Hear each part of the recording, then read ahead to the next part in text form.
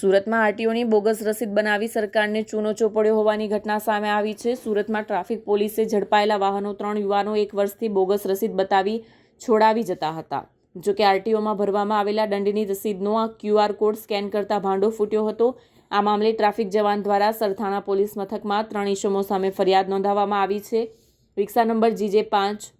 CV 2046ના RTO દંડ ભર્યા બાબતે વધુ ખરાઈ કરવા ગોડાઉનના મોટર વ્હીકલ એક્ટ 207 મુજબ જમા લેવામાં આવેલ અને છૂટી ગયેલ વાહનો સંબંધે રજૂ થયેલ આરટીઓ દંડ ભર્યા અંગેની રસીદો ઉપર આવેલ QR કોડ સ્કેન કરતા બીજા કુલ 29 જેટલા અલગ અલગ વાહનો ચાલકો દ્વારા રજૂ કરેલ આરટીઓ દંડ ભર્યા અંગેની રસીદોના QR કોડ સ્કેન કરતા ડિજિટલ રસીદ ખુલી નહોતી, જેથી ઉપરી અધિકારીને વાહનો બાબતે સુરત આરટીઓમાં તપાસ કરાવતા આરટીઓના રેકોર્ડમાં આ પ્રકારનો કોઈ દંડ ભરાયો ન હોવાનું અને આ મામલે રસીદો આરટીઓ સુરત તરફથી ઇસ્યુ થયેલ ન હોવાનું સામે આવ્યું હતું, જેથી ગત 9 જાન્યુઆરી 2025ના રોજ અને પહેલાના એકાદ વર્ષના સમયગાળા દરમિયાન રિક્ષા નંબર GJ05 CV 2046ની છોડાવવામાં આવેલ વિશાલ, કૃષ્ણા, સંદીપે કુલ 29 વાહનોના માલિકો કે કબજેદારોએ અલગ અલગ સમયે સુરત શહેર ટ્રાફિક રિજિયન 1 વિસ્તારમાંથી MV એક્ટ 207 મુજબ જમા લેવામાં આવેલ વાહનો પોતાના અંગત આર્થિક ફાયદા માટે સુરત આરટીઓ કચેરીના અધિકારીની બોગસ સહી સિક્કાવાળી રસીદો બનાવી તેનો સાચા તરીકે ઉપયોગ કરી સરકારી તિજોરીને 2.38 લાખનું નુકસાન પહોંચાડ્યું હતું. સરથાણા ટ્રાફિક ગોડાઉન ખાતેથી વાહનો છોડાવી જતા સરથાણા પોલીસ સ્ટેશન ખાતે કાયદેસરની ફરિયાદ આપવામાં આવતા વધુ તપાસ હાથ ધરવામાં આવી છે. સુરત શહેરની અંદર જે ટ્રાફિકના નિયમોનો ભંગ કરતા હોય એવા જે વાહન ચાલકો હોય એની પાસે સામાન્ય રીતે જ્યારે એ કોઈ ટ્રાફિકનો દેખીતો ગુનો કરે ત્યારે એને રોક્યા પછી તમામ પ્રકારના ડોક્યુમેન્ટ્સ વગેરે ચેક કરવામાં આવતા હોય છે. તો એમાં મહદઅંશે જ્યારે કોઈ વાહન ચાલક પાસે ડ્રાઇવિંગ લાઇસન્સ ન હોય, એટલે કે એ ડ્રાઇવિંગ કરવા માટે ઓથોરાઇઝ નથી, તો આવા વાહન મોટર વ્હીકલ એક્ટની કલમ 207 મુજબ જપ્ત કરવામાં આવતા હોય છે અને આ લોકોને આરટીઓનો મેમો આપવામાં આવતો હોય છે કે જેથી કરીને આરટીઓમાં દંડ ભરી અને સરથાણા જે અમારું ગોડાઉન છે ત્યાં જે વાહનો જમા હોય એ ત્યાં રજૂ કરી અને છોડાવી શકે છે. મીનવાઇલ એક ઈસમ આ રીતે રિક્ષા છોડાવવા માટે આવેલો, પરંતુ એ વ્યક્તિ રિક્ષાનો માલિક નહોતો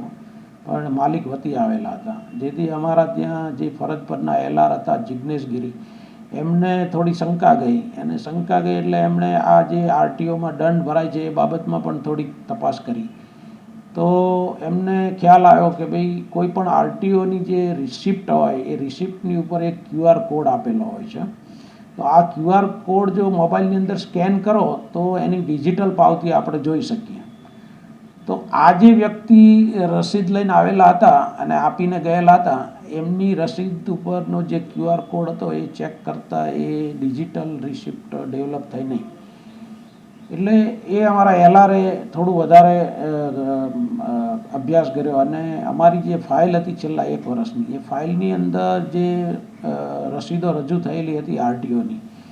એ તમામની એણે QR કોડથી ખરાઈ કરી. તો એમાં 29 જેટલા બીજા વાહનોની પણ